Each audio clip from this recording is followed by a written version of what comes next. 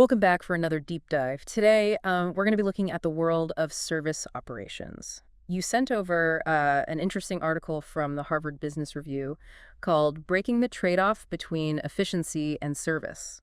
Seems like you're pretty interested in how businesses can deliver awesome service, without going bankrupt. Yeah, it's a challenge that a lot of customers don't even realize is there, but it really affects the kind of service they get. Yeah. And it can even make or break a company. The article starts off with this really vivid image of customers kind of wandering through a factory, disrupting all these carefully planned processes. I mean, that's what service businesses are up against every day. Unlike raw materials, customers, they bring this element of unpredictability, don't they? Yeah, exactly. The article actually identifies 5 specific ways customers introduce that variability. We'll dive into each one later on, but just think about an emergency room, trying to handle patients arriving at all hours, or a restaurant trying to keep up with a customer who wants to, customize every single item on the menu. Yeah, I can already see how that gets pretty messy. So let's break down those 5 types of customer variability. All right, the first one is arrival variability. Basically, it's just the unpredictable timing of when customers show up. Those long lines at the grocery store on a Saturday afternoon, or a sudden influx of patients at an emergency room. Yeah, it seems like this kind of variability would be a real nightmare for businesses that have to stick to a really tight schedule or, places with limited capacity. You got it. It forces them to make tough choices about how many people to staff and how to manage their resources, which often leads to either wasted resources or, a bunch of frustrated customers. Okay, so what's the next challenge customers throw at businesses? That would be request variability. The sheer variety of things customers might ask for. Remember that friend who always wants to tweak their order at restaurants? Well, multiply that by, hundreds of customers a day, and you can see how it can become a logistical nightmare. I guess it makes you appreciate the simplicity of a fast food menu. For sure. Some businesses can handle a wide range of requests, but others, especially those with complex products or services, have to find ways to standardize their offerings to avoid getting bogged down in all the customization chaos. So we've got unpredictable arrivals and a whole buffet of requests. What else do we have to add to this variability list? Next, we have capability variability. That's one recognizes that customers come with different levels of, skill and knowledge. Yeah. Imagine the challenges a tech support team faces when they're trying to help users who range from, computer experts to people who can barely turn on their machines. Yeah, that's a great point. Businesses can't assume that all their customers are on the same page when it comes to understanding, well, anything. They need to find ways to bridge those capability gaps without making things too complicated for the experts or confusing the novices. Right. They have to design their services and training in a way that works for a wide range of expertise without, sacrificing efficiency. So we've got 3. Unpredictable arrivals, a mountain of requests, and a whole spectrum of capabilities. What's the 4th type of customer variability? The 4th one is effort variability. It's all about how much effort customers are willing to put into the service interaction. Some people love to take a DIY approach, while others prefer to just sit back and let the professionals handle everything. So that's the difference between those self-checkout lines at the grocery store and the ones with the friendly cashiers who bag your groceries for you. Or choosing to assemble your furniture yourself versus paying extra to have someone do it for you. Exactly. Businesses have to cater to both the DIY crowd and the do-it-for-me crowd, which can be a tough balancing act, especially when you're trying to keep costs down and service levels high. It seems like understanding that type of variability would be really important for designing services that appeal to people with different preferences and budgets. You're absolutely right. Ready for the 5th and final type of variability? Give it to me. It's called subjective preference variability. It basically means that what one person considers good service could be totally different for someone else. Some people want a formal white glove experience, while others are happy with something more casual and relaxed. Yeah, it's like the difference between fine dining and a cozy neighborhood bistro. They can both have amazing food and service, but the whole vibe is different. And that's where things get really tough for businesses. They have to find a way to accommodate those different preferences without losing their brand identity or alienating some of their customers. So we've got arrival, request, capability, effort, and subjective preferences. 5 ways customers can throw a wrench into the works. Sounds like a recipe for chaos. It can be, but it's also what makes the service industry so dynamic and interesting. It forces businesses to come up with creative solutions to meet the needs of their customers. So how do they do it? How do businesses handle all this variability without driving themselves crazy and losing all their profits in the process? So there are two main ways businesses try to tame this whole variability beast. They can either accommodate or reduce. Accommodate sounds like, rolling out the red carpet, bending over backwards for every customer. Exactly. It's that classic white glove service. You see it a lot with luxury brands, think Tiffany & Co. They're willing to eat the cost of all that variability because they want to create that image of, unparalleled service. But that kind of pampering isn't really realistic for every business, is it? No, you're right. For businesses focused on efficiency and affordability, the classic reduction strategy makes a lot more sense. So instead of bending over backwards, they streamline their processes, fewer options, keep things predictable. Yeah, like discount airlines or fast food chains. They give up some personalization to keep costs low and service fast. Which makes sense for people who are all about speed and low prices, but it can feel a little impersonal for anyone looking for a more tailored experience. It's definitely a trade-off. And the article actually highlights some really smart strategies that try to break this mold. They call them above-the-diagonal approaches. Above the diagonal, that sounds interesting. Tell me more. Okay, so these strategies aim for both high service and efficiency. One way to do this is through something called uncompromised reduction. This is where a business focuses on a specific customer segment that naturally has less variability. So finding your niche and catering to their specific needs. Exactly. The article gives the example of a college admitting students within a fairly narrow range of academic capabilities. That lets them offer a more focused and effective learning experience without having to accommodate, a huge spectrum of needs. Makes sense. By being selective about their customer base, they can reduce variability without having to compromise on quality.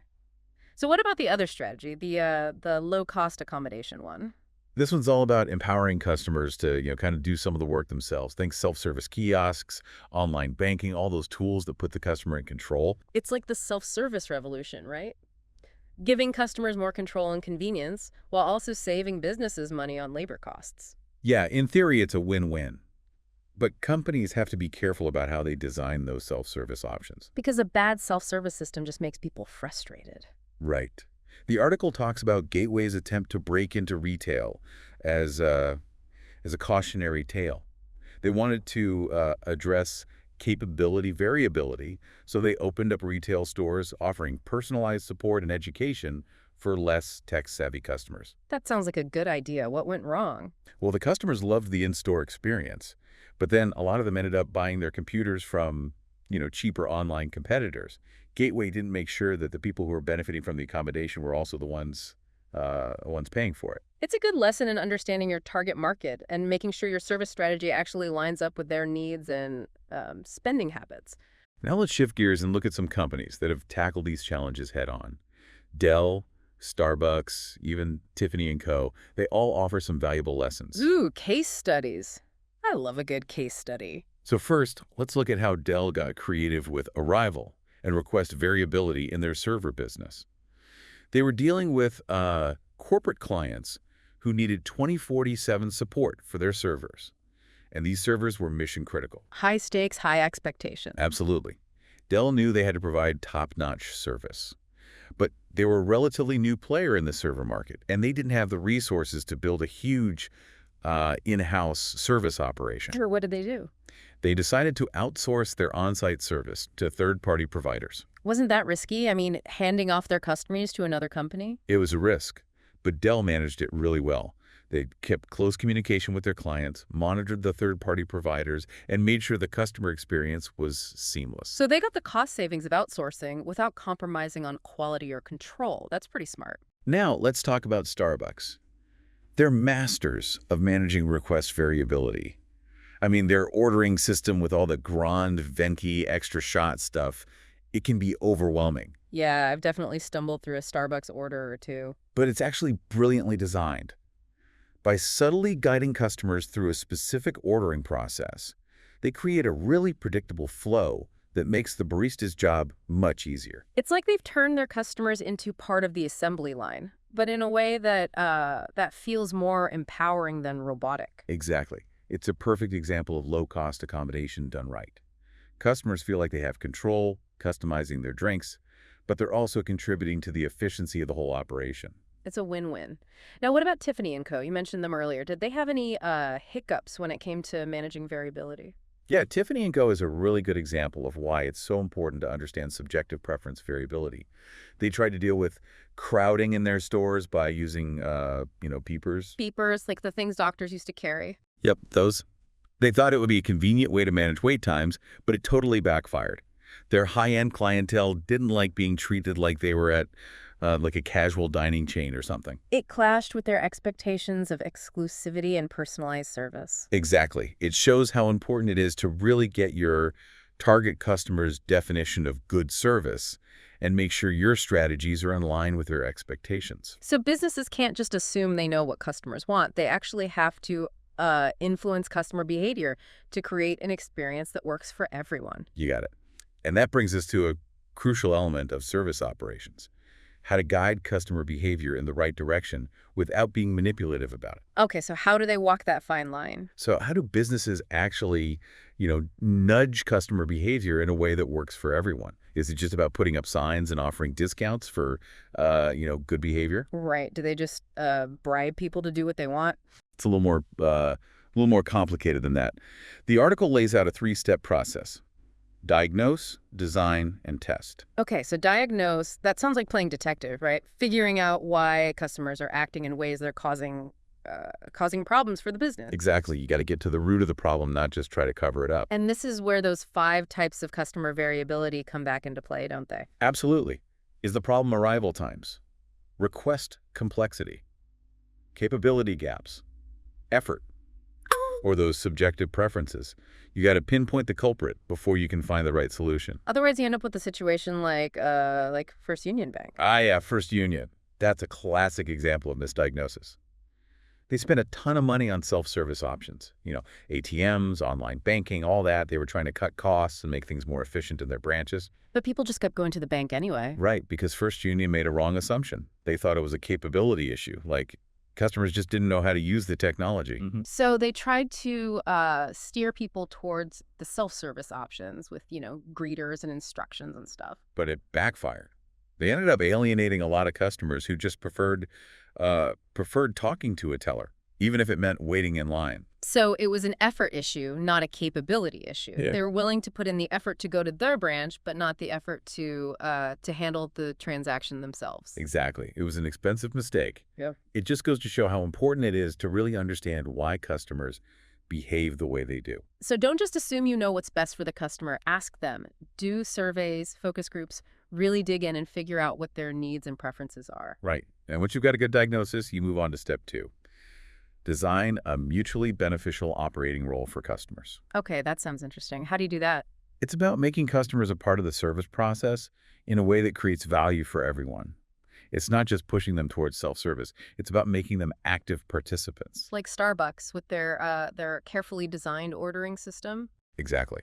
They've created a system that guides customers to provide the right information at the right time, which streamlines things for the baristas, but also makes customers feel like they're in control. Everybody wins. But to design the right role for customers, you have to think about what motivates them. Are they driven by convenience, cost, control, social recognition? It's all about figuring out what makes them tick. One really effective approach is using what the article calls normative controls. Normative controls, that sounds kind of technical. What does that mean? It's basically using social pressure and shared responsibility. The article talks about Zipcar, the car sharing service. Oh yeah, those guys. They hit you with some pretty hefty late fees if you don't return the car on time. Right. But the late fees aren't the only thing keeping people in line. Zipcar has built this strong sense of community among its users. They make it clear that returning the car on time is about respecting other members who need to use it. Like an unspoken agreement. Exactly. By tapping into people's sense of fairness, they can influence behavior more effectively than just using financial penalties. Okay, so we've diagnosed the problem and designed a solution. What's the last piece of the puzzle? Step 3. Test and refine. So take it for a spin in the real world and see how it goes. Pretty much. But there are some things to watch out for. Like what? One mistake is testing in an environment that's too artificial. If you only test with your most experienced employees and a hand-picked group of customers, you're not going to get a realistic idea of how the system will actually work. It's like testing a new airplane in a wind tunnel. It might fly great in a controlled setting, but then fall apart when it hits some turbulence. Another mistake is designing a test that's biased towards a certain outcome. If the people who design the solution are also the ones evaluating it, they might overlook problems or downplay negative feedback. So you need to have objective measures of success and get feedback from people who aren't invested in a particular outcome. Exactly. And most importantly, don't forget to involve customers in the testing process.